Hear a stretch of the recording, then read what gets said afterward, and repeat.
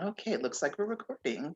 Fantastic. So this month's speaker is Luci Zahray. She is a retired hospital pharmacist with a Master of Science in Toxicology from Texas A&M. Luci is an avid mystery reader, who began attending Malice Domestic, and one day over lunch, an author complained that she couldn't figure out a poison for her book, and Luci said, "Oh, I can tell you all about that. The poison lady has arrived." That was when she launched as a poison lady and a person for all information regarding poison. So before I introduce Luci, a lot of you sent in questions prior to the meeting. So I want to read off some of those questions so that you kind of have a basis for some of the answers that you might be able to expect today. And then Luci will launch in talking about plant-based poisons to start off with. So the first question that we got was, yew trees seem very common, but taxine poisoning as a murder device is rare. Is that because of the bitter taste? Would it be easily detected in the late 19th century England? Is it possible to gradually poison and kill someone with small, frequent doses of taxine, which would come from the yew plant? The answer to that is the yew is vastly overlooked as a poison plant, possibly because it's actually a tree and everyone expects a small plant. There's reference books that talk about the red arrow, I think I pronounced that correctly, as having a sweetish taste. You know that Taxol is a very powerful and toxic chemotherapy drug that comes from the yew. So in human medicine, Luci suggests that there's a strict limit on the total amount of Taxol a patient can be given because of the damage to the heart. So small doses over a period of time would be effective. So that would be what her answer was for the yew tree and using that as a poison. The next question was, this writer has a novel set in 1859 Colorado, and local plant experts say that Zagadinus elegans or death camas or the deadly skullcap are both found in this region of Colorado where her story is set. She's kind of struggling with how to do death by poison, how that would be confirmed in 1859. The answer to that is during an autopsy, the plant would be found in the stomach. So that's something to think about when you're using plants as a poison and it's ingested. The next question was, this person is planning to kill a character with nicotine in a scented lotion. The plan B, if that doesn't seem to work, would be whiskey, so ingesting it in whiskey. So the question is ingestion or absorption more effective? Especially if this person will be discovered 10 to 12 hours later, and what would that person possibly look like? Luci suggests that hand lotion is a perfect vehicle for nicotine, especially if it sits on the side of the bed and rubs lotion over their legs and arms and then dies in their sleep. There might be some vomiting, but not necessarily. Covers may or may not be disturbed from a seizure, or it may just look like they just simply died in their sleep. The next question was, is it acceptable to make up a poison and its effects for your victim?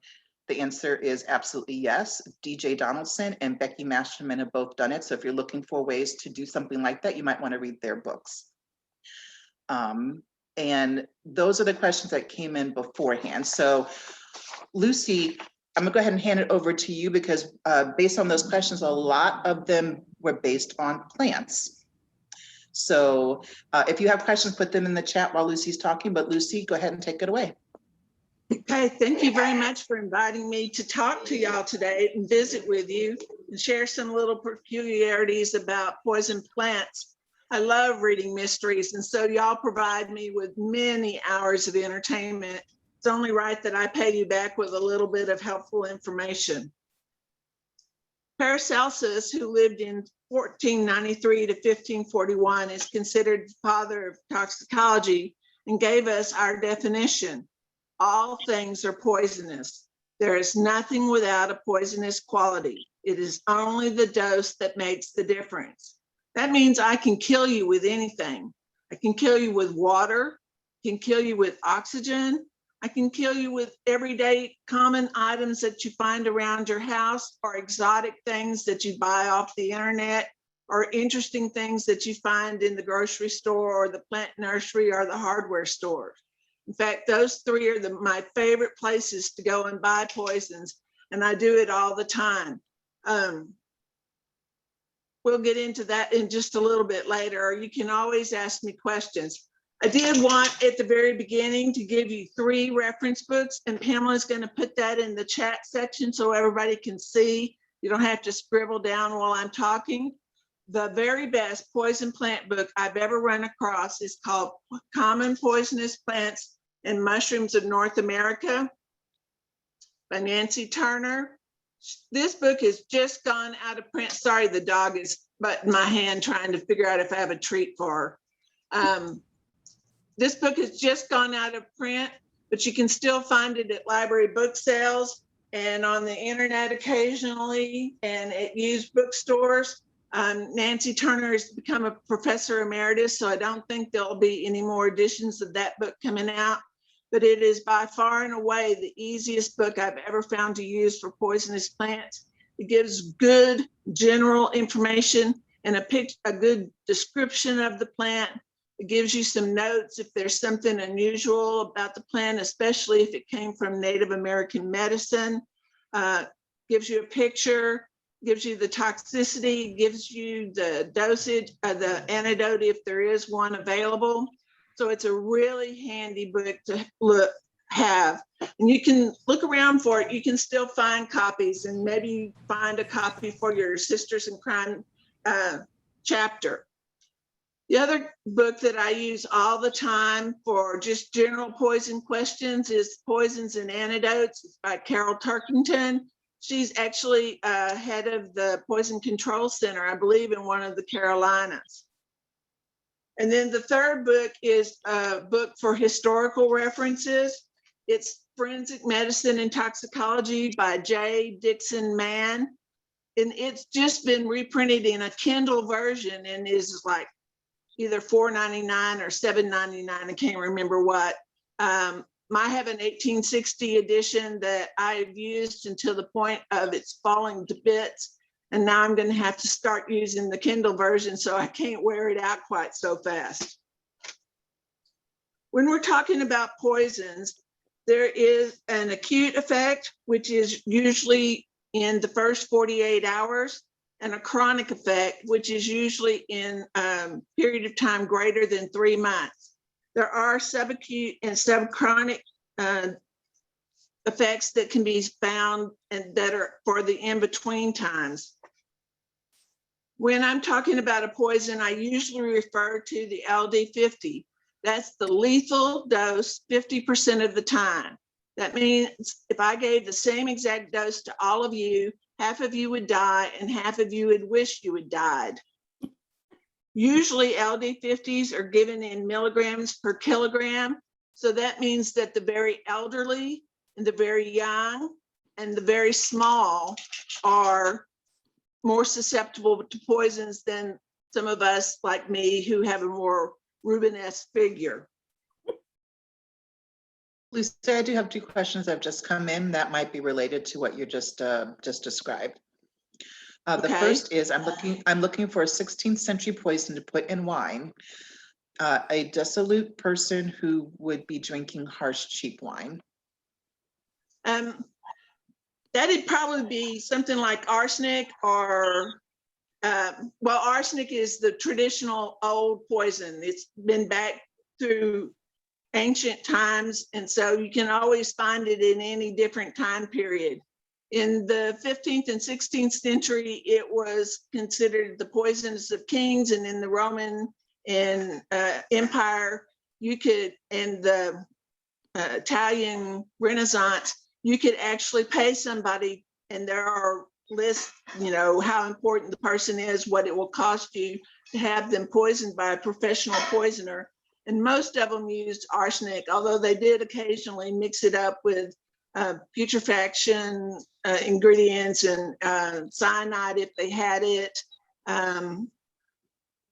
Sometimes some plant poisons like hemlock could be mixed in there, but I think the traditional poison there would be arsenic. Okay, perfect. The next question is, my antagonist is going to kill someone with Amanita mushrooms. How would she do it? A mushroom omelet or other delivery mechanism? A mushroom omelet would be perfect. Amanita is the most poisonous of all the mushrooms, or the most poisonous common mushroom in any event. And you see the person get sick for a day or two after they've eaten the amanita. And then there's a kind of grace period that's about 2 weeks long where they seem to be recuperating. They don't have any particular side effects. They're healthy. And that's because amanita is destructive to the liver. And so the first day or two, you're sick because you've been exposed to the poison. Then the liver kind of rebounds and appears healthy. And then slowly but surely, you get a sort of rotting from the liver, inside of the liver to the outside, and you die. There's no antidote.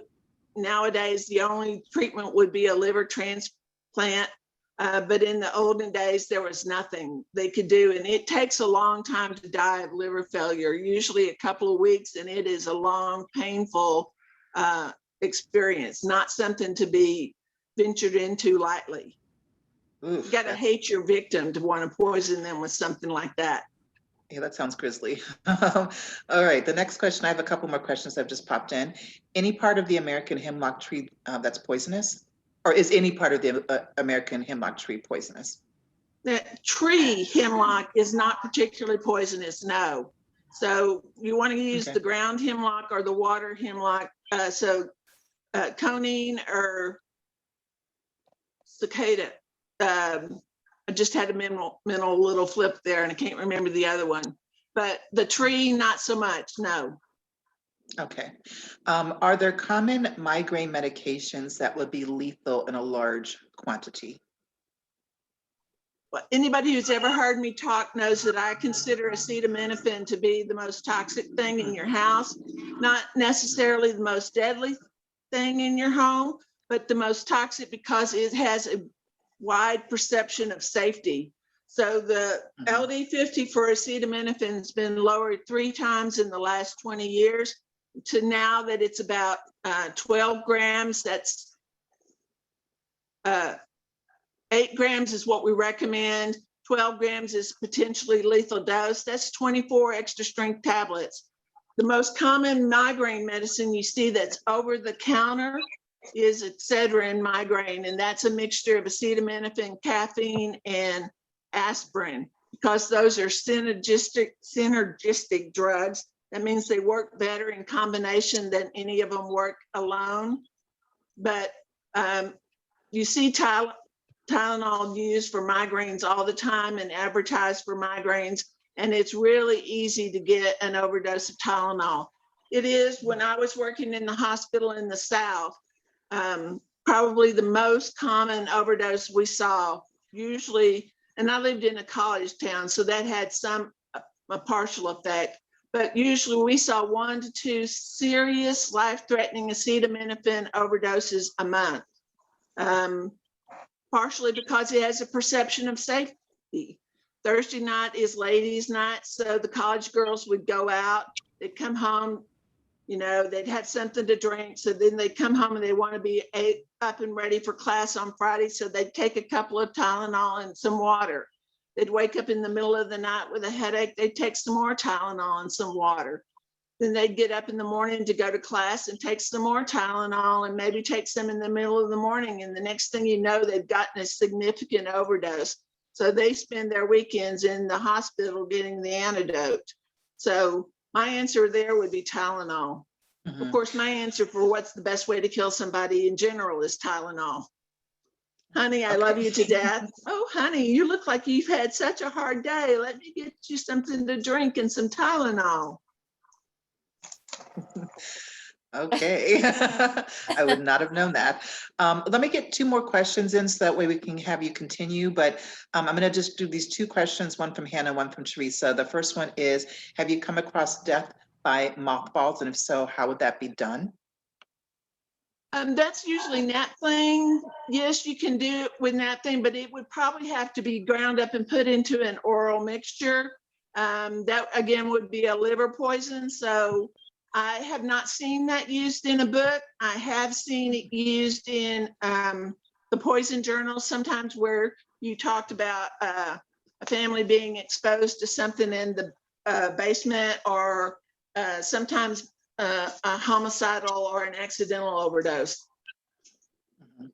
Okay.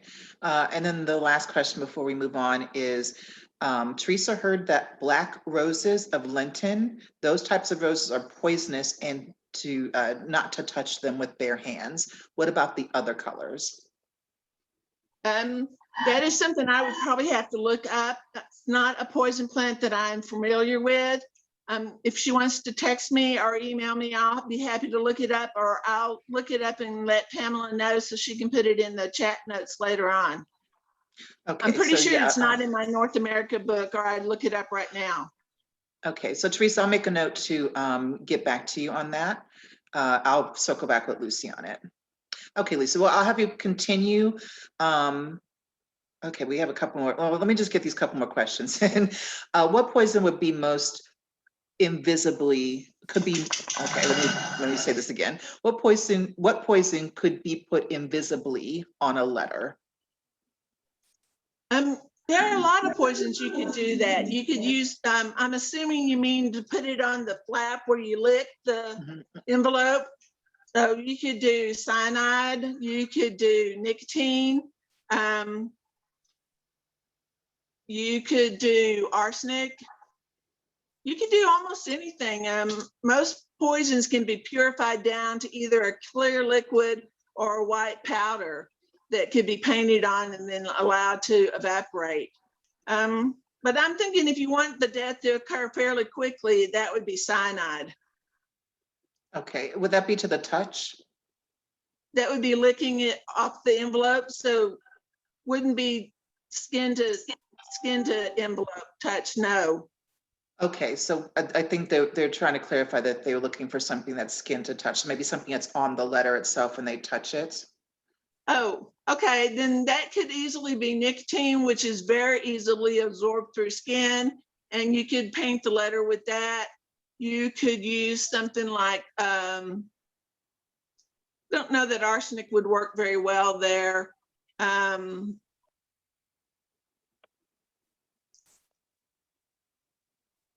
You could use some of the poisons that you could dust on the leather and then maybe inhale, like anthrax.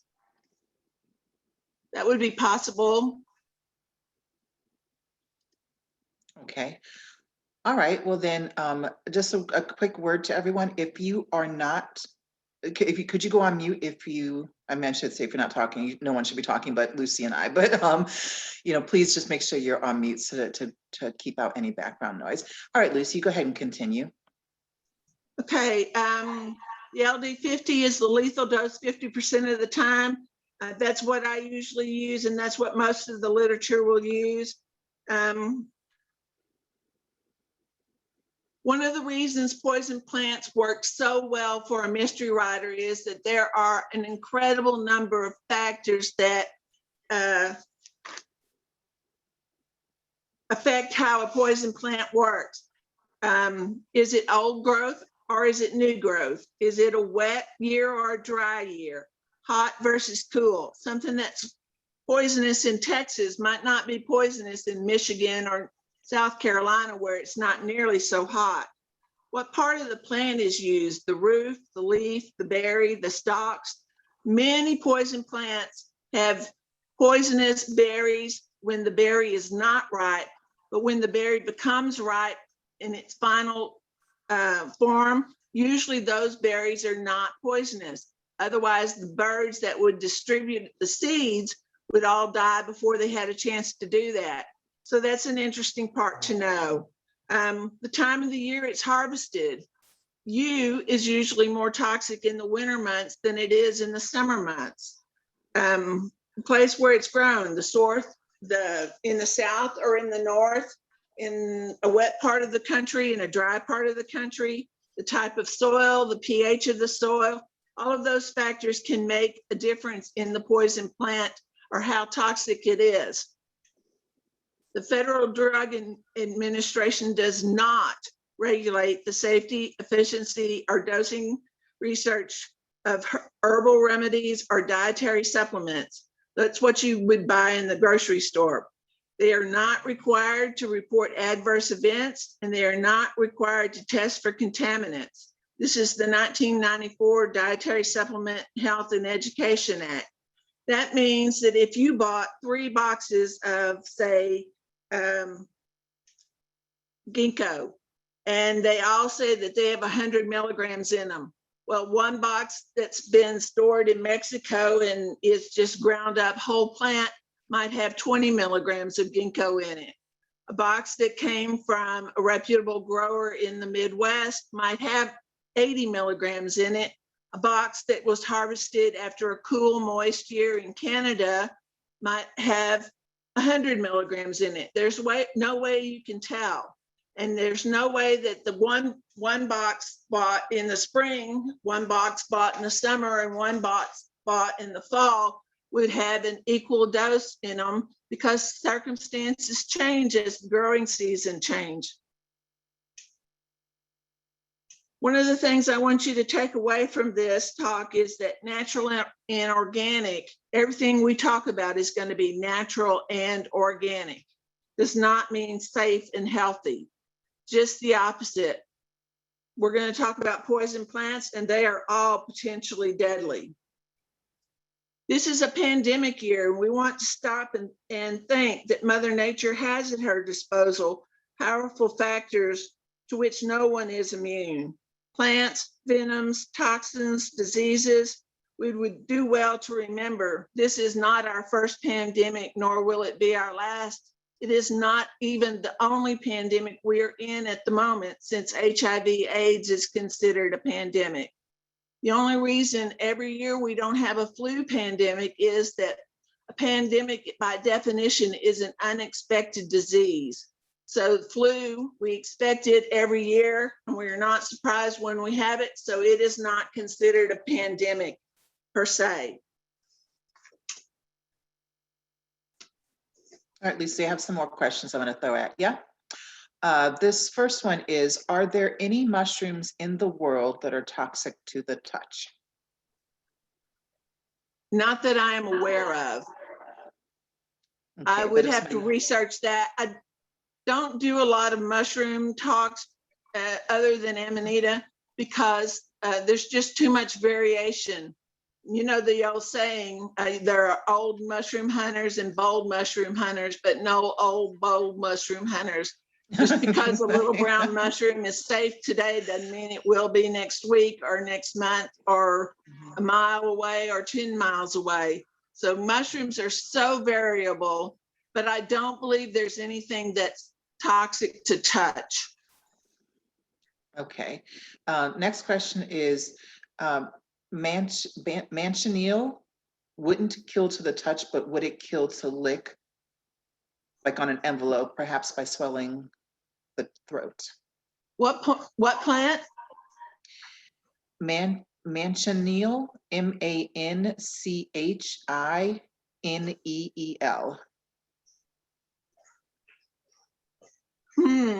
I'll have to circle back to that one. Okay, well, Sarah, we'll get you an answer for that once we forget what it is. So be on the lookout for that. Let's see. Is pokeweed safe? Pokeweed is an interesting poison. Generally speaking, it's considered safe if you know how to cook it. Young tender leaves are what's used, not old growth. You have to boil it first and throw away the first boiling of water because that's where the toxic components will be. And then you boil it again and put in your spices and seasonings, and then it's safe to eat. I grew up eating poke. It's one of my mother's favorite greens. Mm-hmm. Okay, and then just real quick, a follow-up on the Amanita question. Would that have been available in 16th century Italy? Oh, yes. It's a Okay. European poison mushroom, so it would have been easily available. And it's usually a bright red color, so it's easy to spot when you're hunting for it in the forest. Okay. All right, well then, this is a good segue. Yeah, I had sent you a question earlier today, Lucy, about Oleander from Kat Warren. So she's asking if you could briefly mention and speak about that. So I don't know if you're ready to talk about Oleander, but that's your segue. We're going to get to Oleander. It's about third on my list. Oh, okay. Well, be on the lookout, Kat. We're coming for you. All right. Thanks, Lucy. Continue. Okay, the first poison I was going to talk to is probably one of the easiest to get. It's lantana or red sage. It is what most master gardeners and nursery centers will give you for easy growing, small, compact shrub kind of plant for your garden that's very pretty. It's usually bushy, a sprawling shrub up to 4 feet high and 4 feet in diameter. Here in Texas, it's usually more like 1.5 feet. I do grow this one in my yard. In the tropics or where you don't get any freezes, it can sometimes grow up into be a small tree, 10 or 15 feet in height. The stems are angled, sometimes with short hooked prickles at the end. The leaves are simple, opposite or whorled, and oval in shape with a roughly toothed margin. And they're stalked. It has an unpleasant aroma when you crush it or when you brush up against it. The flowers are small, tubular, and in 4 parts. They usually come together and may twist to the left. They are attractive, dense, and flat top clusters up to 2 inches across, and they can be on long stalks in some places. The young flowers are usually yellow, but changing to orange and red as they mature, although there are white and pink varieties available. The fruits are spherical, fleshy, berry-like, and green at first, turning to black at maturity. All parts of the plant, except for the ripe berries, are toxic, with the leaves and the green berries being the most toxic. There is also a latex component to the plant. So if you were breaking it up and you got it on your skin, it's an odd latex in that it's only activated by it is activated by sunlight. So if you were doing this or putting it in hand lotion, you wouldn't get that topical skin irritation that you get if you're out working in the garden. Symptoms usually are delayed up to 6 hours, and for ingestion include weakness, lethargy, vomiting, diarrhea, difficulty in walking, visual disturbances, and in severe cases, circulatory collapse and death. Acute symptoms are those of atropine, or those similar to atropine poisoning. Chronic symptoms are more like edema, liver and gastrointestinal lesions, hemorrhage in certain organs, again, the liver and probably the kidneys. It is considered the most toxic plant in Florida. Mostly because the flowers and the berries are very attractive to young children who tend to put it in their mouth and suck the nectar. Interestingly enough, honey from bees that feed off lantana is safe. Not true of a lot of poison plants. So is this plant detectable, like the flavor, like you were saying that kids will put it in their mouth? It doesn't have a bad flavor. It has a bad smell if you're crushing the leaves or brushing up against it, but the flavor is not bad at all. And this is widely recommended for people to plant in their yards because it is a pretty plant. It is a hardy plant.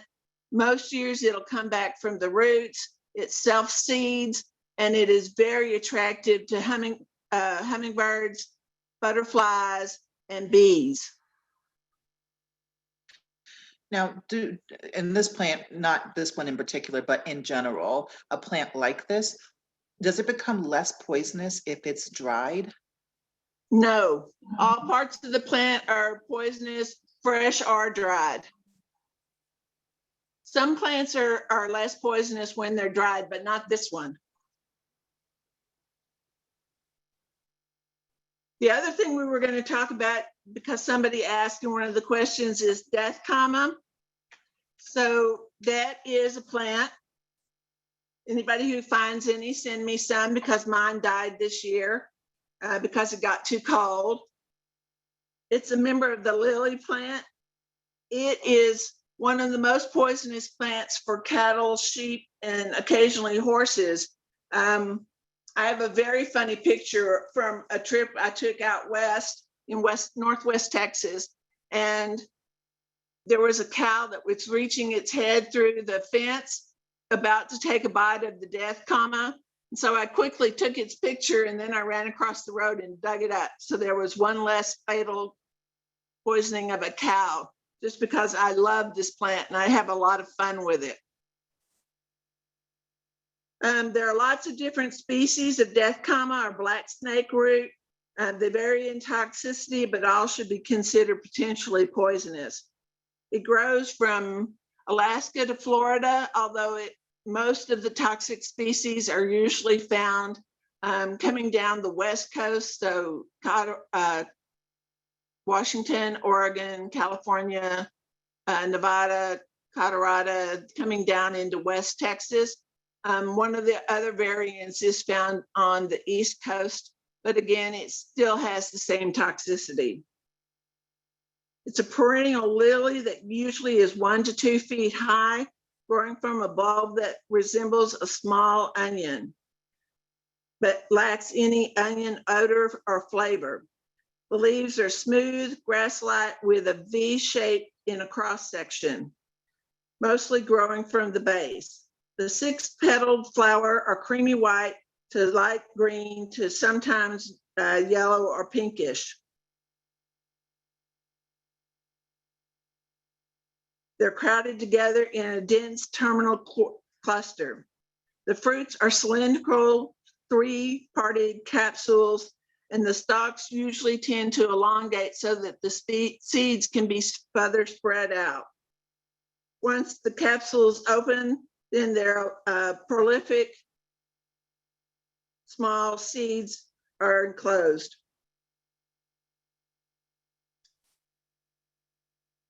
The toxicity is similar to Indian hellebore or false hellebore.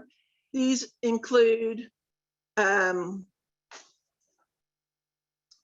of the mouth, watering, numbness of the lips after the initial burning and tingling, thirst, headache, dizziness, nausea and vomiting, stomach pains, persistent diarrhea, muscle weakness, confusion, a slow or irregular heartbeat, low blood pressure, a subnormal temperature, in severe cases, difficulty in breathing, convulsions, coma, and death.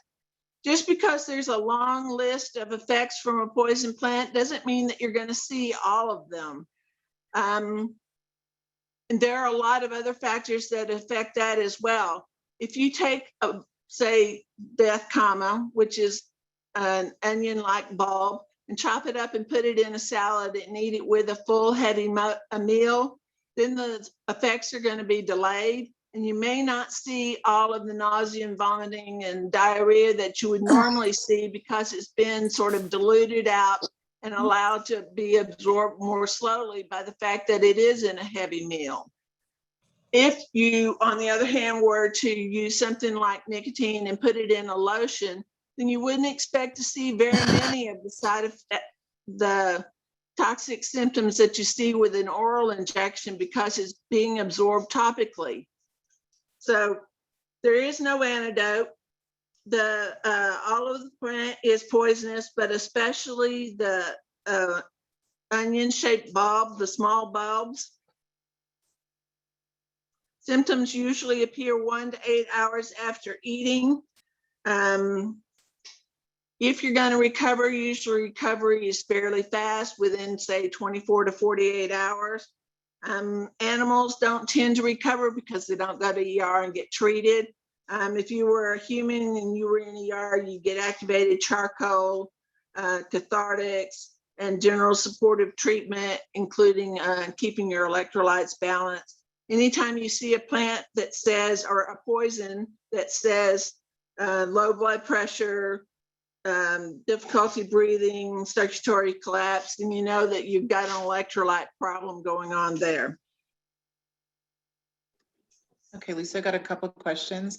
Now, Death Camus is, okay, I just want to ask a follow-up question for Death Camus is a part of the lily family. Is it a canna lily or is that different? Hold on a second. I gotta go rescue a dog. Okay. All righty.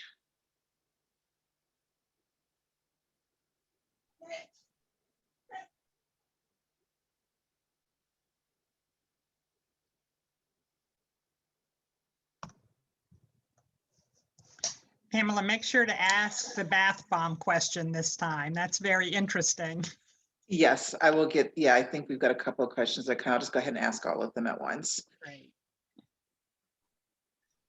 Excuse me, but while she's gone, I'm wondering if there's any way that I could contact somebody I see that I think I know her history, and I'd like to see if I'm right.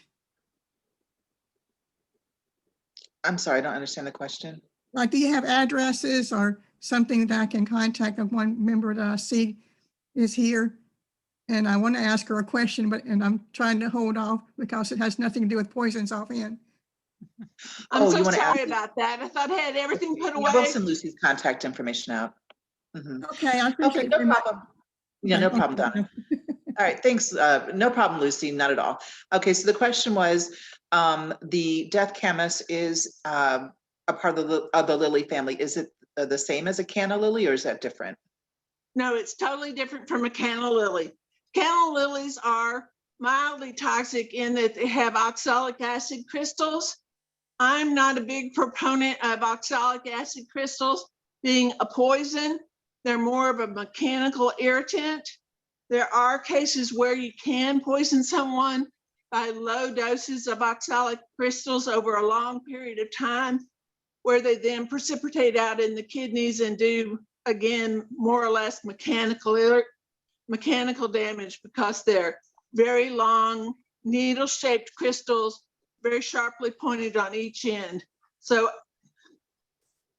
a lot of the veterinary colleges and other places have decided that these are more mechanical issues, mechanical poisons, than they are toxic poisons. So it's beginning to be removed from a lot of poison lists. However, there are still a lot of oxalic crystals in this common poisonous plants and mushrooms book that I like so much. They're still Okay. listed that way. All righty. Next question. Is there anything you can put in a bath bomb that when the bath bomb dissolves in the bath water, the water or the air will kill you? Not by causing an explosion, but just kill within an hour. I guess the vapors from the air might cause death. Well, the first thing that comes to mind is cyanide, just because you could release it in once the bath bomb dissolves, and the cyanide vapors then would be something you'd be breathing in while you were in the bathtub. So that's the very first thing that comes to mind. I get asked a lot about instant death. Well, there are very few things that would cause instant death. The bath bomb question is actually a very good one because cyanide is one of the things that would probably cause death within, say, 5 to 10 minutes, which in my book is pretty much instant. But they're very difficult to control those circumstances because that would be an inhaled poison, and you would have to be very careful in how you arrange circumstances so that you would have an inhaled poison. But the bath bomb is a very good question because that would be one way to do it. And I hadn't thought of that before. Mhm. All righty. Well, we can thank Laura for that. Thank you. Next question. Are there any poisons that are non-detectable? I'm not sure if Linda's writing a book or wants to know for another reason, but I'll ask the question anyways. There are poisons that are not detectable. You would either have to find me on a bad day or get me drunk for me to tell you what they are, because that's Yeah. not a book for a mystery writer. You need a poison that will raise suspicion, that you can detect, that you can have your detect look for. So non-detectable poisons are the ways to even use some of these poisons we've talked about or are going to talk about in a way that wouldn't be very detectable, that people would not look at and think, oh, this is a poisoning. They would look at it and think this is a natural death. Some of these, the plant poisons can be used chronically and cause what will look essentially like and what is essentially a natural death. But I don't usually talk about those because that's not a murder mystery book. And what I want to do is help murder mystery writers and then go on and read your books. All righty, perfect. Okay, so next question. Do death chemists resemble wild onions? You said that they're bulb like that, but they do look like wild onions, or it says or The ramps bulb at any looks like stage. a wild onion. Okay. Looks like a small onion. Okay, fantastic. And let me see if there's any other questions. So death chemists, I think oh, never mind. Somebody did spell it right. Never mind. Okay. Would anthrax survive the water? Anthrax will survive anything. Okay. Anthrax has a hard spore around it. So when it's in the soil, it can survive 100 years and be activated then when it becomes moist. And when, say, a warm, moist season, or when the soil is disturbed, something like that, you know, that anthrax was experimentally bombed one of the islands off the coast of Scotland. And those islands are still prohibited from any kind of tourism or public access because the anthrax is still there. It'll be there forever. Anthrax spores are very, very tough, and they're heating, high heat won't destroy them. They're pretty much indestructible. All right. Next question. Is cyanide hard to get? Like, how controlled is it? It is mildly controlled, although you can still buy it in hobby shops. It's used in non-digital photography. It's used in electronics. It's used in plastics. It's used in fabrics.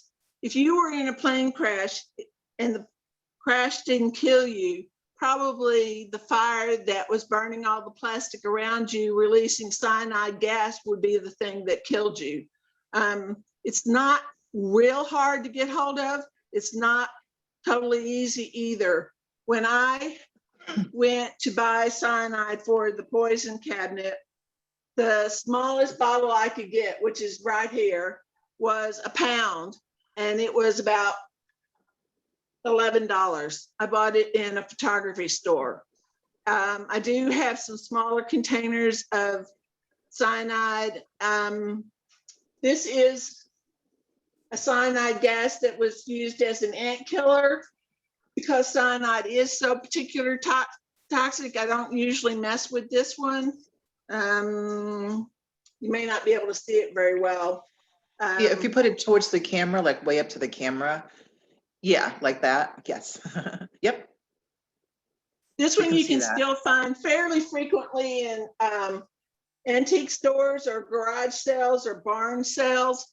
But I wouldn't handle it outside of a fume hood with gloves and maybe all kinds of precautions, because I would consider it fairly toxic, that one, and unpredictable. But you can still order cyanide. This is a bottle that comes from a chemical supply house. The other bottle I have comes from a chemical supply house. So it's not that hard to get hold of. You basically have to have, when you're asked why you want it, a good reason, like I'm a photographer and I'm using it to develop pictures.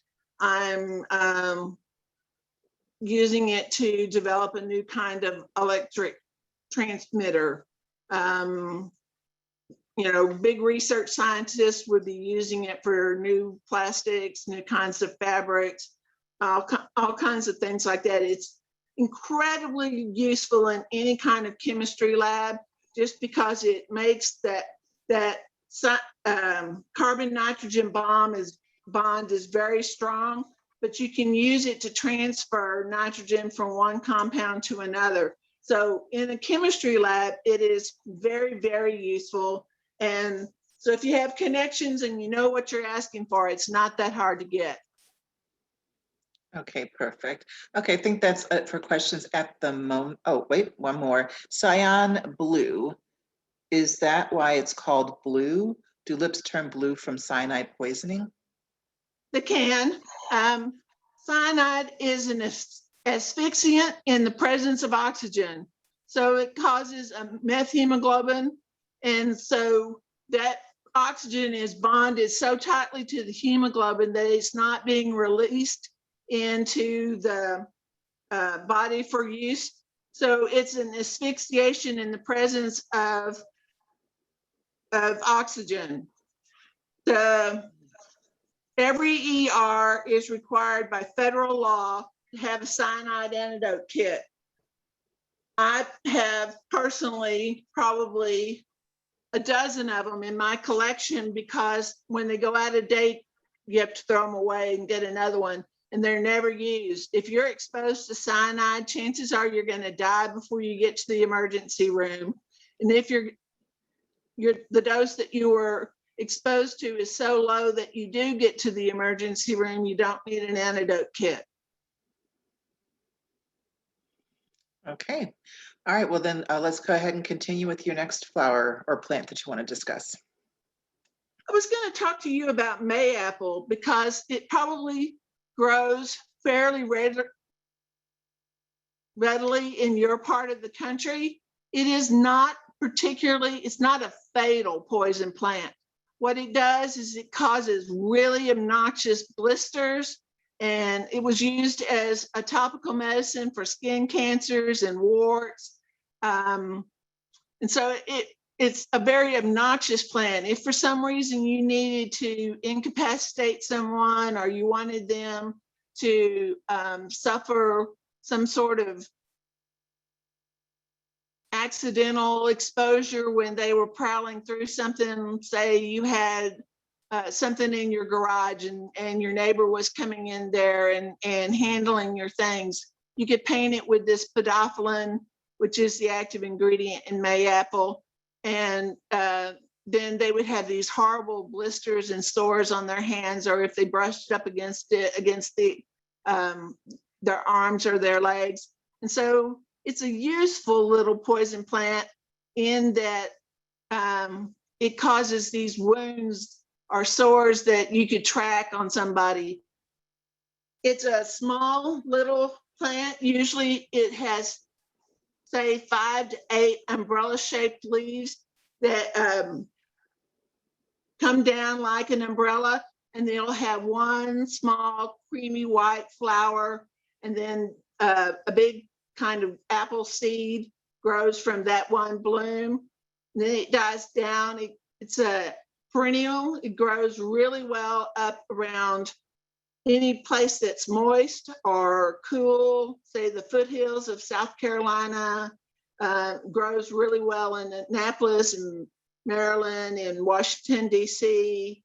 It wouldn't be a coastal plant. It'd be a foothills of the mountains kind of plant that is kind of cool, semi-moist, pretty shadowy.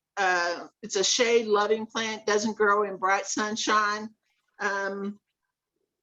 And usually can cause some stomach irritation and ulceration. So severe digestive upset, diarrhea, nausea, and vomiting. It does have a toxic effect on rapidly dividing cells. So that would be the lining of the GI tract. So it would cause kind of a rice water, mucousy, diarrhea. If it was eaten in a large enough quantity or often enough, then it could make your hair fall out. It could cause blood anomalies because blood cells are rapidly turning over. So it could cause some anemias. There are a few cases where it's been reported as a fatal plant, but not many. It was used in medicine up until about the middle 70s, maybe middle 80s. It was used on warts, different kinds of topical afflictions that we have much better drugs for now. It was used on skin cancers back in the old days. I remember my grandfather and great-grandfather being told to put podophyllin on their sunspots by the doctor in order to get rid of skin cancers. But anyway, I thought I'd mention that one just because it's kind of a fun little plant. Now we're going to go on and talk about yew.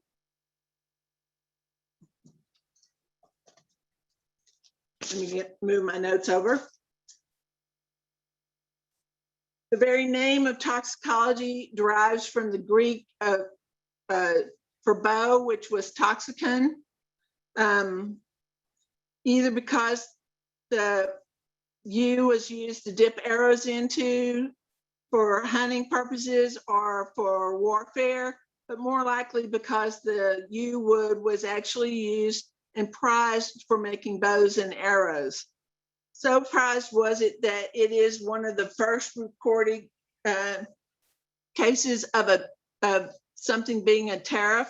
So in the 1472, by statute of Westminster, every ship coming into an English port was required to bring 4 bow staves of yew for every ton of goods. So that's a kind of interesting little thing about yew.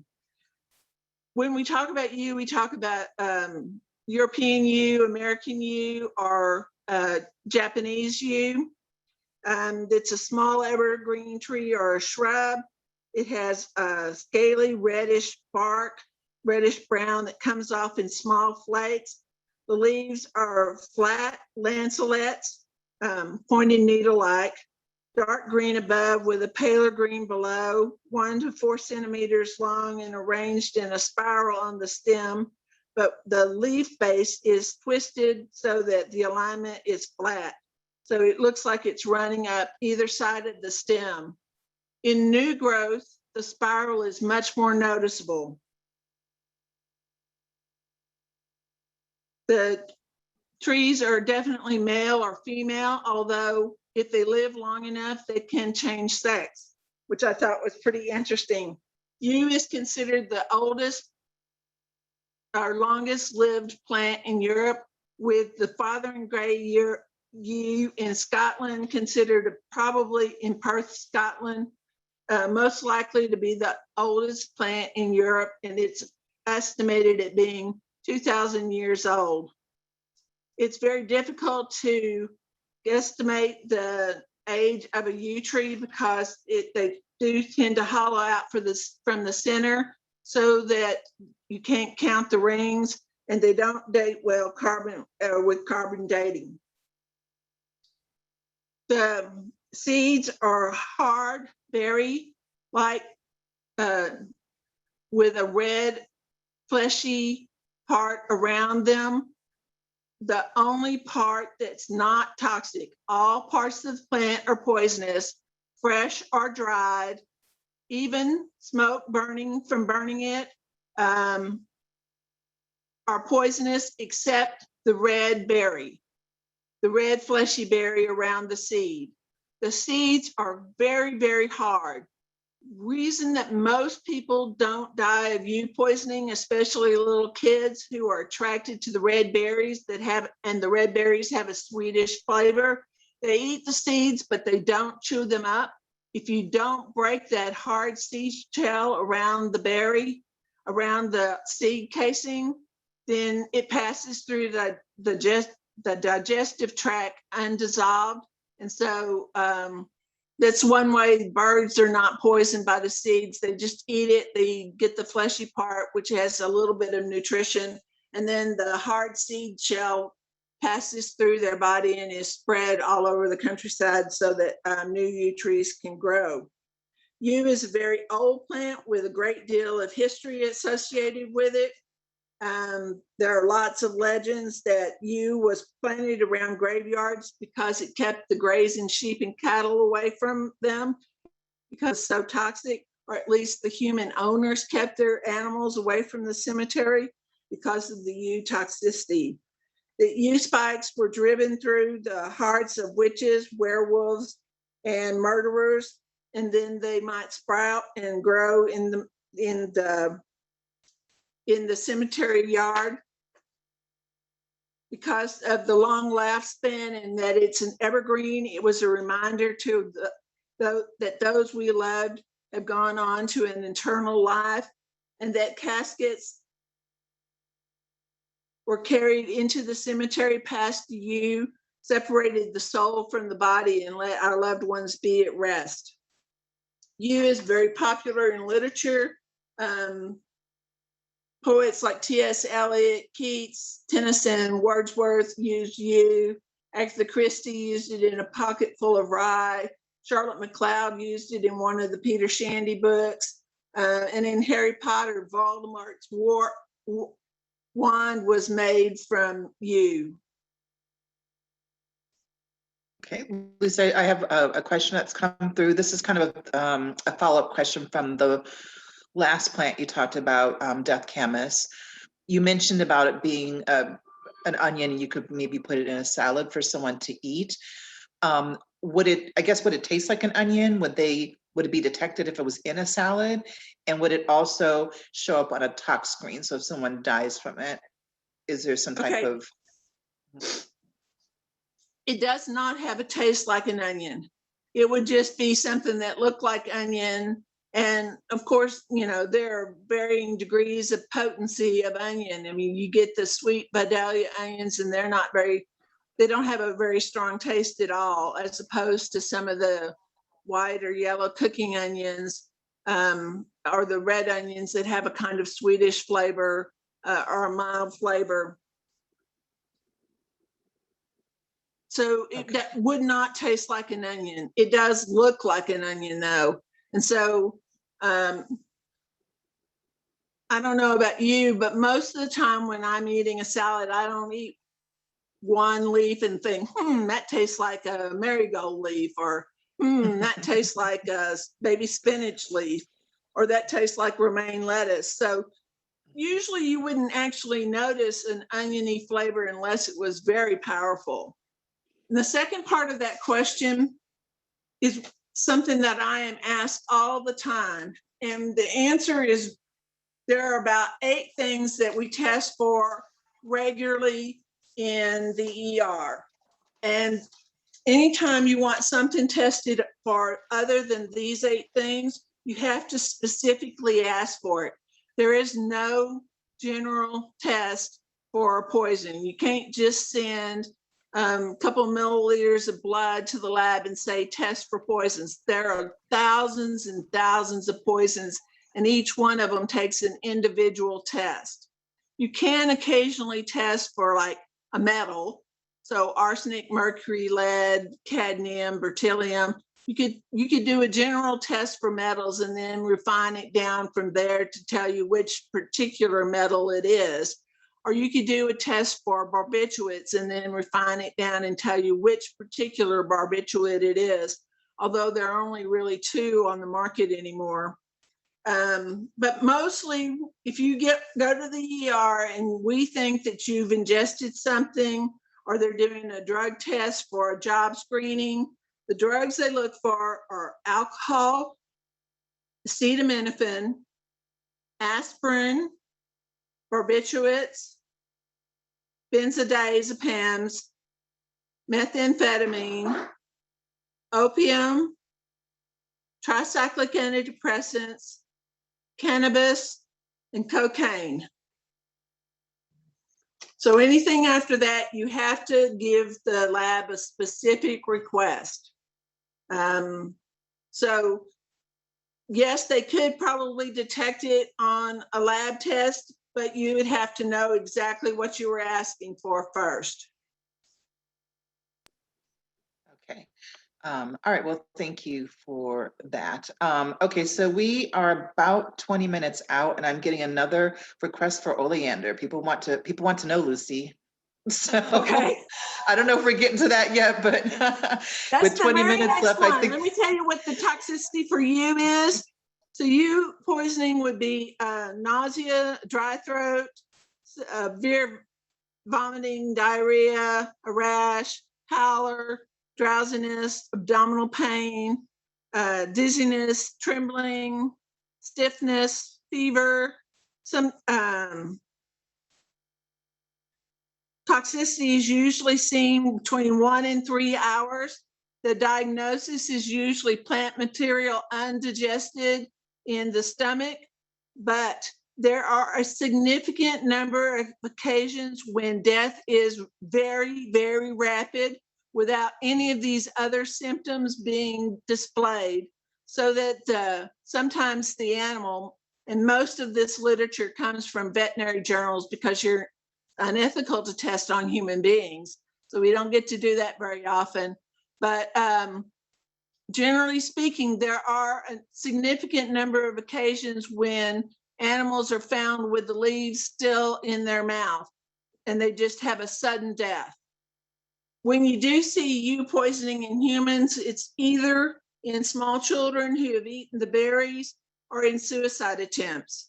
There are a number of suicide attempts where the estimate is somewhere between 150 to a handful of leaves, the little lanceolate leaves being considered a fatal dose. Okay, oleander. Oh, just Oleander one more. is a Hey, Lucy, just one more quick question about you. What forms would or could a killer administer it? I'm guessing ingesting it by putting it in food. ingesting it.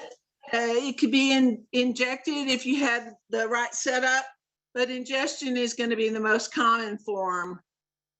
It could be brewed in a tea. It's heat resistant, so cooking it's not going to decrease the toxicity. Storage is not going to decrease the toxicity. So you could pretty much make it any way you wanted it to work. Yew is one of those where one of few plants where old growth, winter growth is considered more toxic than fresh green spring growth. And because yew is used to make Taxol, a common drug for breast cancer, ovarian cancer, some small cell lung cancers, there is a strict limit. Even if you're getting better and your cancer is in remission or should come back and you wanted to treat and had successfully been treated with Taxol, there is a very strict limit because it is incredibly cardiac toxic. So usually when you see these sudden deaths, it's cardiac related. But you could have a long-term small dose effect that would also be cardiotoxic. Sometimes we are getting better and better chemo drugs, biological drugs that are much less toxic than, say, something like Taxol, which is one of the more toxic chemotherapy agents that there is. Usually with lung cancers and ovarian cancers, you'll have a fairly healthy individual at the start of the chemotherapy, and at the end of 6 or 8 weeks, they will be so cardiac compromised that they may not be able to get up and walk across the room, or at least not walk across the room without becoming very short of breath. It is very toxic to the heart muscle. Okay, very, very well. Okay, so let's move on to oleander as our last one, because I'm sure we'll have lots of questions about that one. So go ahead. Okay, when we talk about oleander, we usually consider 3 plants grouped together: oleander, foxglove, and lily of the valley. They're all cardioglycosides. A cardiac glycoside is a complex molecule that is basically a steroid at its base and has a sugar molecule at one end and a cardiac or heart muscle molecule at the other end. So when it's ingested or when it's heated and broken down, then the sugar is cleaved off and the steroid is cleaved off, allowing the cardiac glycoside, the cardiac portion of the molecule to be active. All of these plants are very toxic. They have all at some point in time been used as a medicine, but they have very narrow therapeutic windows. That means the dose that will help you is very close to the dose that will kill you. So they have to be very carefully monitored. And sometimes very small things, changes like a person losing 10 pounds.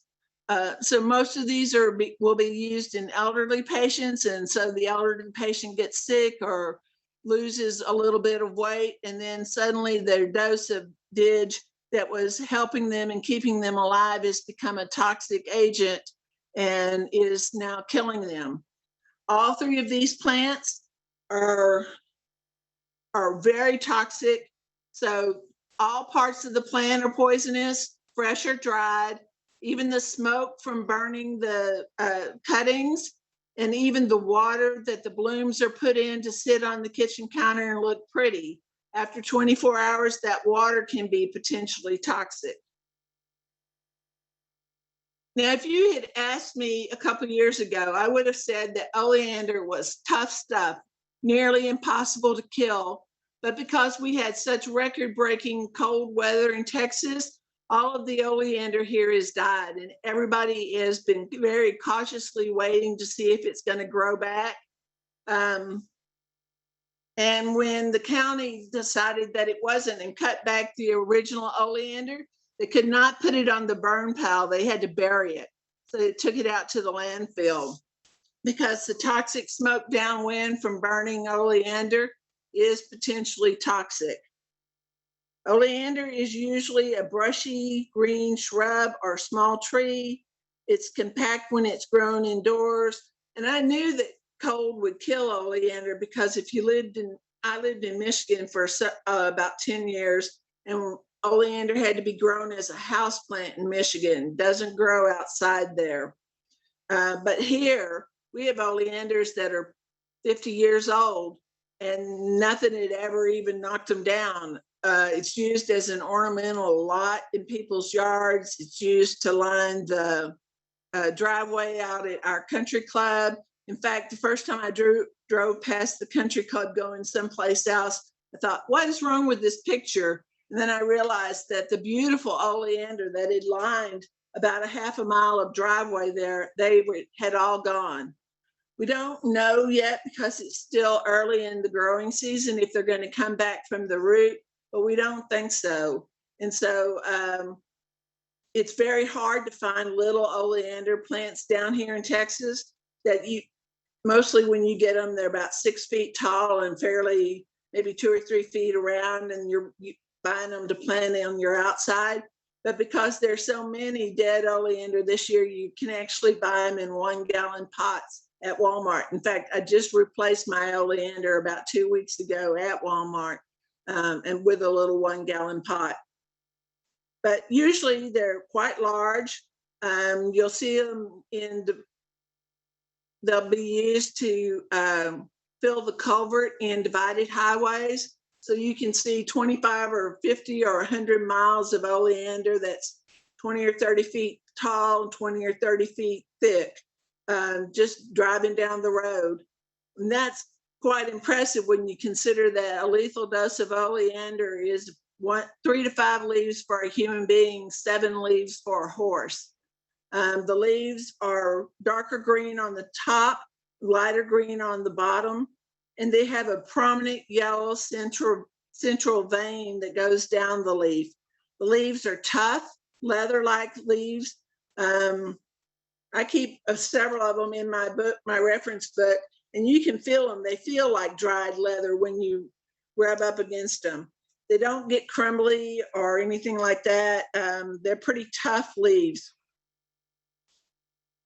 Usually the blooms are white to pink. They can be red to purple. There's a variety of oleander that has yellow blooms, and it is considered the most dangerous and the most common human poisonous plant in Hawaii. Hawaii is very good about not letting in non-native, but oleander came so early in their history, or so long ago in their history, that they've been, and is so easy to grow and so prolific, they've not been able to eliminate it. So it's considered the most poisonous plant in Hawaii. The leaves are funnel-like with usually broad, finely cut lobes. Well, you can't talk today. And that's actually fairly common in poisonous plants. When you see something like Datura, if you see a 5-lobed funnel-shaped bloom, chances are it's from a poisonous plant. It's just the way those are. The seeds grow as long, thin, dark, brown to black beans that are full of individual little small seeds. They're usually, the beans are somewhere between, here in Texas, they'll grow between 8 and say 12 inches long. But in more tropical regions and less extreme heat, you'll see them grow even longer than that. It's a native of the Mediterranean, but it's widely been imported to the United States and around the world because it is such a pretty ornamental plant. You'll see it as escapes in the south, a garden escape. The blooms are so toxic that even honey made from the bees who take their nectar from oleander, it's considered poisonous. Children will suck the blooms because they have a sweet tasting nectar. People have been, the plant oleander usually has long, straight, strong stems that may be 2 or 3 feet to 8 or 10 feet in certain parts of the country long. So they're actually quite popular to be used for camping, for hot dog sticks or marshmallow roasting sticks. And you do occasionally see poisonings because you cut the end of the stave to a point and put your hot dog on it and then hold it over a fire, which actually makes the poison inside the plant flow more easily towards the cut end. So it flows into the meat and then you eat the meat and you can become poisoned that way. Lucy, I have a quick question for you since you've mentioned ingesting it. Would oleander be cumulative over a few days? The question from the audience is, I hear stories of Southern women poisoning Union troops, officers with oleander tea. The lethal dose mentioned would be hard to administer. So what is your comments to that?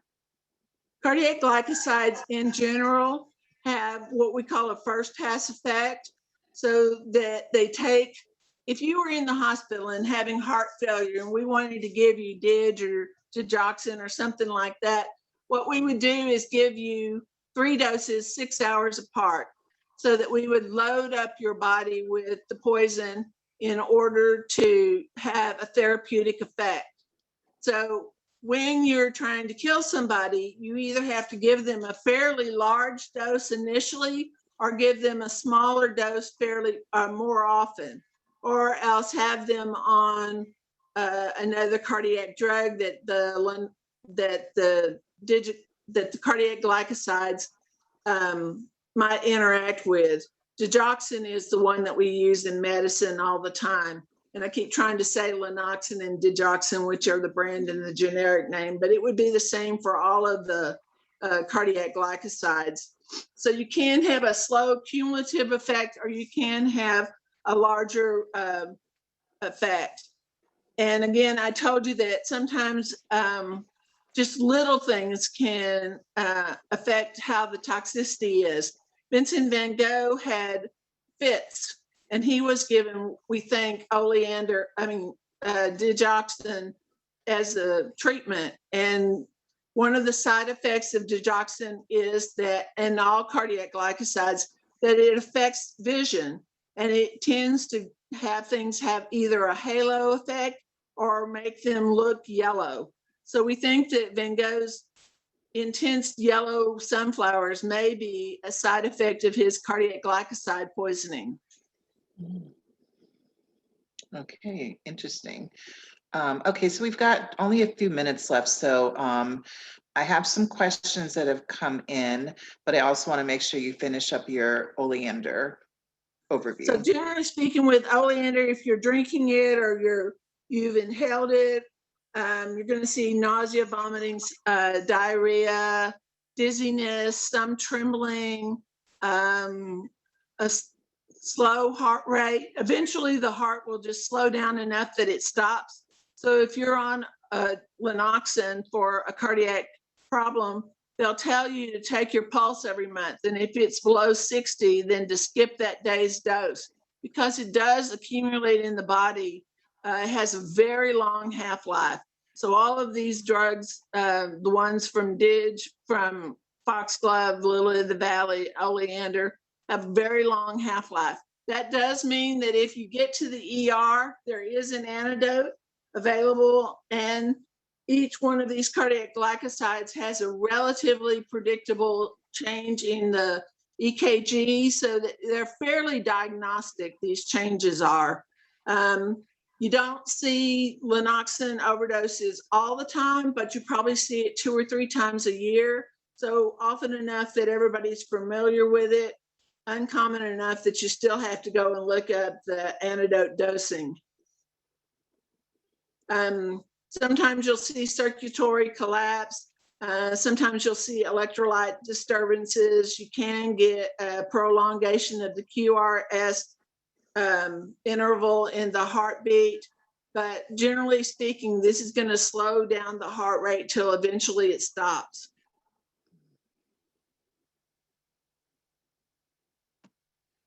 Do you want me to tell you what Lily Valley looks like in Foxglove, or do you want to just be able to look those up? Because the poisons are all the same. Okay, yeah, we are running short on time, and we do have some questions in the chat that I want to get to, because I'm sure that we could probably have you talk all day on all things I always poison. am known for running long. So the next question is nicotine sulfate. Is that the same as nicotine that you were talking about earlier? What does nicotine look like when it's used as a poison? Is it black? It can be black. Nicotine sulfate is the way it came when it was sold as, say, Black Leaf 40, which is a 40% concentration that was used to spray on vegetables to kill. Basically, if it breathes, it dies. That's how toxic nicotine is. But it's very short-acting poison in the garden. So sunlight, moisture will degrade it. So you could spray your vegetable garden today and then eat the fruit if you washed it off carefully tomorrow. It does look like a black liquid. This is what it looks like if you simply make a tea out of tobacco. And I'm sorry, I didn't think of tobacco. I think of tobacco as nicotine and not necessarily a poison plant, but something that you would get from cigarettes or chewing tobacco or snuff or any of those things. Now, when you extract it as a tea from chewing tobacco or cigarettes, it does have this black tarry liquid that has a strong flavor and a strong smell. But the thing now is with inhaling, vaping, that you can go to the store and buy nicotine, and you can buy it in, I think they've capped it now. It used to be you could buy it up to 60 milligrams per milliliter, but I think the government's come in and capped it at a maximum dose of 32 milligrams per milliliter. And we're talking about a poison that has an LD50 of somewhere in the neighborhood of 15 milligrams. So that would mean that 2.5 drops would be a potentially lethal dose. when I first did my nicotine talk, maybe 10 years ago, when vaping first started come to the market, you could buy it in watermelon, grapefruit, cherry, bubble gum, peppermint, any kind of flavor. Again, that made it extremely attractive for children. And that we're talking about something that you need about 2.5 drops to kill somebody with. So they have come in and eliminated some of those fruity flavors, although I think you can still get it in cherry and bubble gum. And I have several different kinds in the poison collection. But if I were going to poison somebody with nicotine, I would probably go to a vaping shop, buy it in some really funny flavor, and then it's been distilled down to a clear liquid, and I wouldn't have to worry about the flavor or the smell or the taste or anything. You could put bubble gum or cherry nicotine on anything. You could probably even put it on a letter and let the envelope just be, let it evaporate and let the dried drug be there. All right. Next question is, will you be making your contact information available?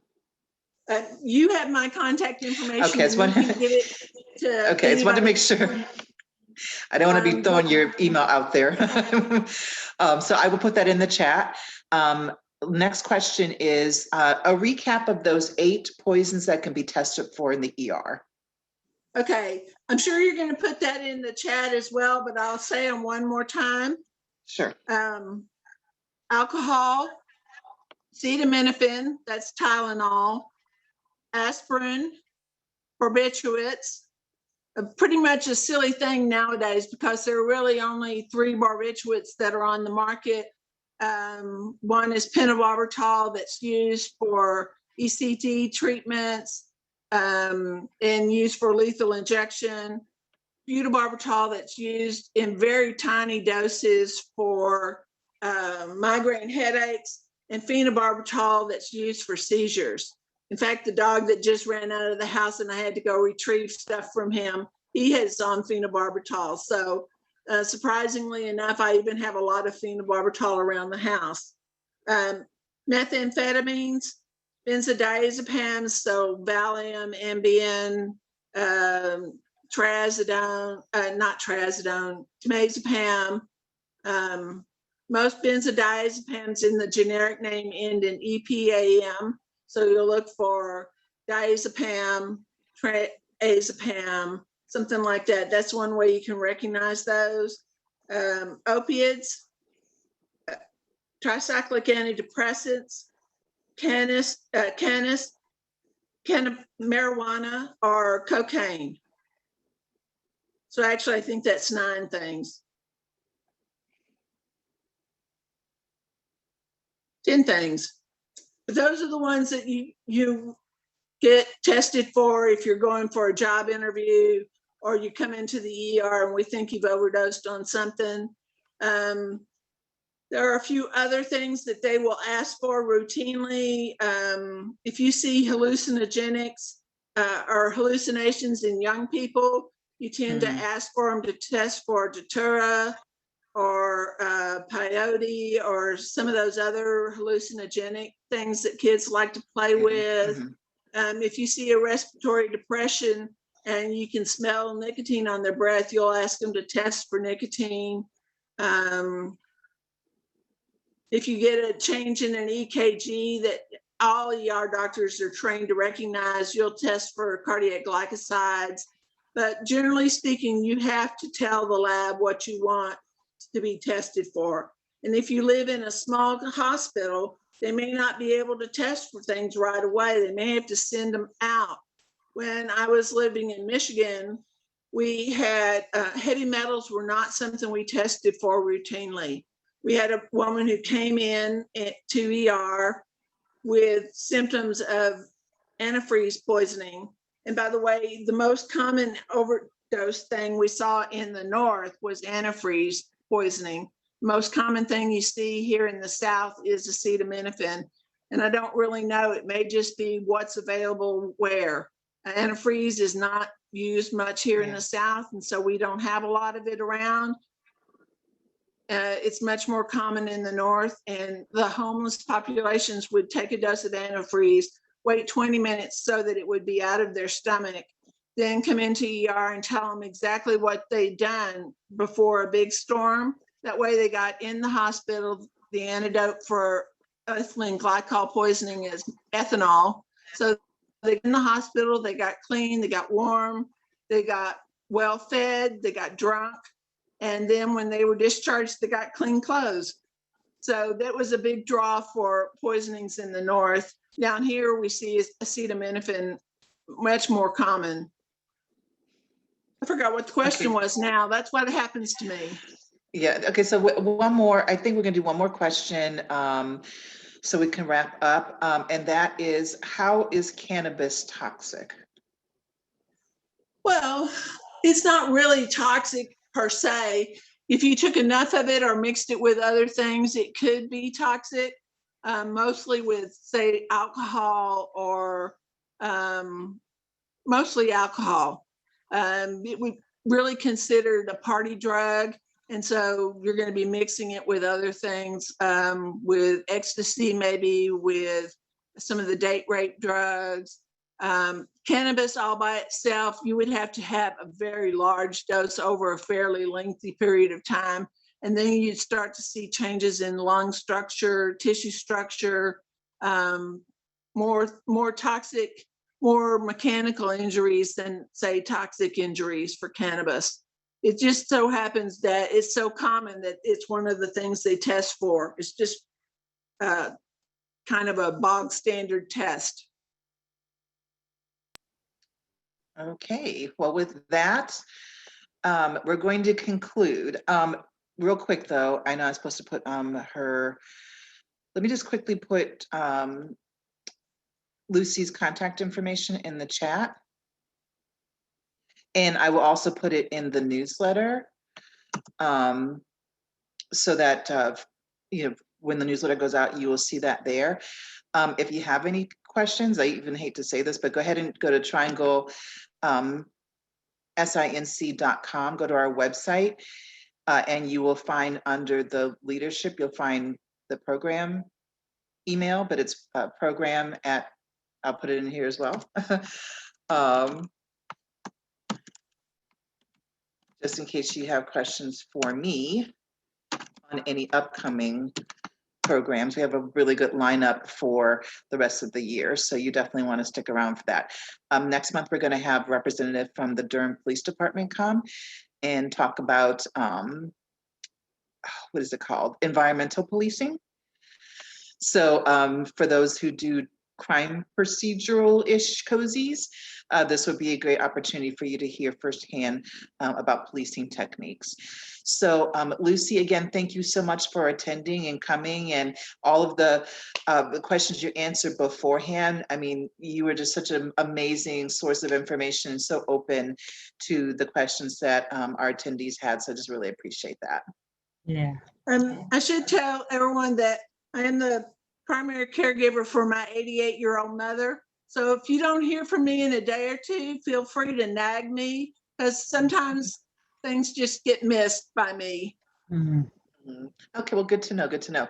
So for those of you who are members of Triangle Sisters in Crime, if you want to stay on the line so that we can chat, that would be great. Sarah, do you have any closing words for us? No, just thank you so much. All righty, thank you, everyone. Great time. Thank you.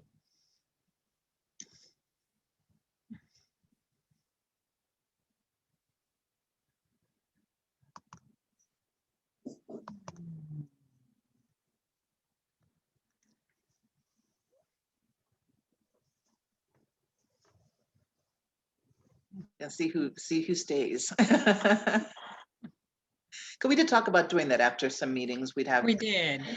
Yeah, we didn't do that last time because David's conversation went to 3:30, and I'm like, I had stuff to do. I'm like, I can't hang out here till 4. Like, I had a beer to get to. I was supposed to be meeting some people at the brewery. I was like, I can't sit here. So I ended up dropping. So, and I'll reach out to you because I'd like to set up a new page, or I don't know if we can utilize a current page for this new expertise list that we're going to do. Such a great idea. Yeah, I don't know why I hadn't thought about it before, but all the people I've reached out to are like, yeah, and they have expertise in just different areas that writers might want to ask questions, especially somebody like Lucy. Yes. So I'm not sure how we want to do that. So I was going to just reach out to you and kind of start developing that. And then I don't know if there's a way where if you want me to be able to update it, because I'm, going to continue getting information, and I don't want to put a burden on you to always be updating it. If there's a way for you to allow me to do it, or if we can get a cadence together where once a month we update it or something. Yeah. Let's just talk about that. Mhm. Yeah, we could do that, either way. I mean, I could give you the ID and the password and you can do it, or we could do it, once a month or twice a month, however you feel like how many you're going to get, Yeah, I or wanted we to could just start wait and the- see and, see how it That's is. true. Yeah, let's do that. We'll just wait and see how it goes. But all right, hello everyone who's decided to stay. It'd be great if you came on camera if you decided to stay, because that's kind of like the point of us kind of staying is talking and. Mhm.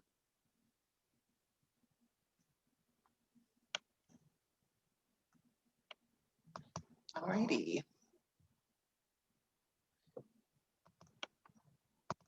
What's everybody working on? My garden. She named the Lantana, and I was like, oh my God. I had no idea. Now you're going to add some oleander, aren't you, Ann? Mhm. See, I had kind of get it out of the dog yard. Yes. Oh. Anybody else want to share what they're working on? Tony? Well, Oh, go ahead. I was going to say I am finishing up a book that's coming out in August. My daughter has decided that we're going to make a run on the USA Today list. So we're pricing it for 99 cents through the week that it comes out, and then I'll put it up to full price. And so I'm getting it finished up right now so we can get it to the editor and the proofreader and all of that stuff. But so anyway, so we're working on that and learning a lot about doing ads and all sorts of stuff. And I got a new release BookBub feature thing scheduled for the day it comes Great. out, August 24th. And so anyway, so I'm focused on that at the moment. That and finishing my story for the anthology. Yay. Thank you, Pamela. Thank you, E, if you're still here. No, I don't think you are, but yes, thank you for your help. Yeah, it's coming along really well. I mean, I just feel really privileged that, with the critique group, seeing everybody's work as it evolves, it's just really amazing. So, yeah, I think Kate has a strong contender for anthology. I think you'll enjoy reading it. Oh, okay. So yeah, Tony, I was wondering how many submissions we had so far. Tony says she doesn't have a mic. Yep, I think she can We hear have us. 9 so far. Good. Oh, That's 9. excellent. Okay, fantastic. I bet we'll Mhm. get a lot coming up. Oh, Yeah, probably in the last 12 hours. Mhm. I was in a webinar for, I guess, Writer's Digest. That's what they were saying. They were talking to an editor who does contests. It's for literary magazines, a little bit different from what we're doing. But she said that they were asking, is it better to submit at the end of a contest or the big middle? And I see this not as a contest, but there's a due date. Mhm. And they said, She said literally like 70% would come in like 12 hours before the due date. So like, people just flooded them. So I look at 9, I think that's great that people would be so, you know, have so much forethought. Because me, I'm waiting Yeah, until like May 30th. Like I'm gonna keep Yeah. working on this thing and tinkering with it until May 30th. And then I'll send it in. that's good. Mhm. Well, So, please, yeah, no, all your good news, like Kate, please send that to me so I can get that in the newsletter.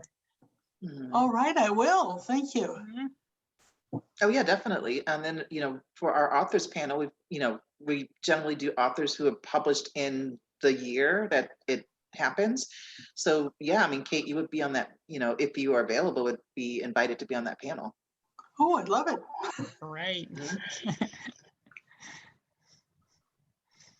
Mm.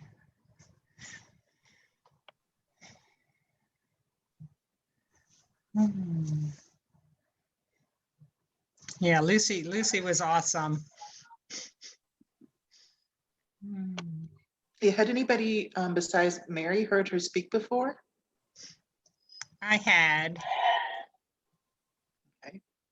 I heard her at Bouchercon in Dallas, I guess about 2 years ago.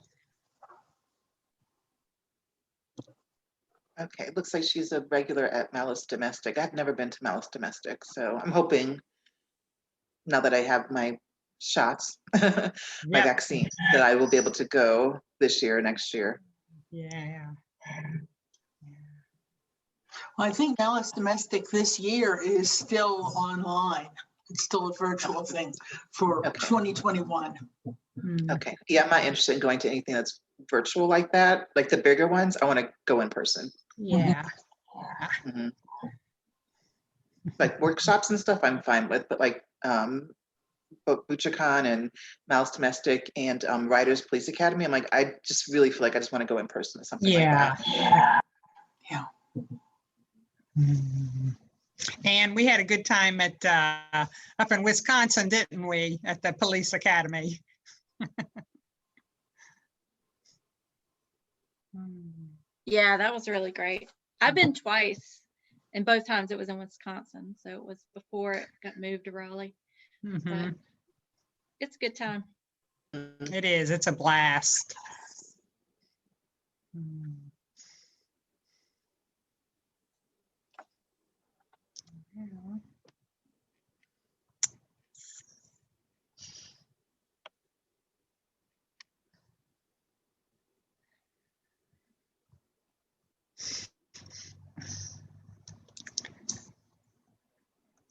Well, what do you think, Pamela? To say, I feel like we ran out of conversation. But that's okay. There was a lot of information, so I need to actually try to Yeah. transcribe some of the information. I might have to Yeah. listen to the recording. But Yeah, I was gonna try to write down the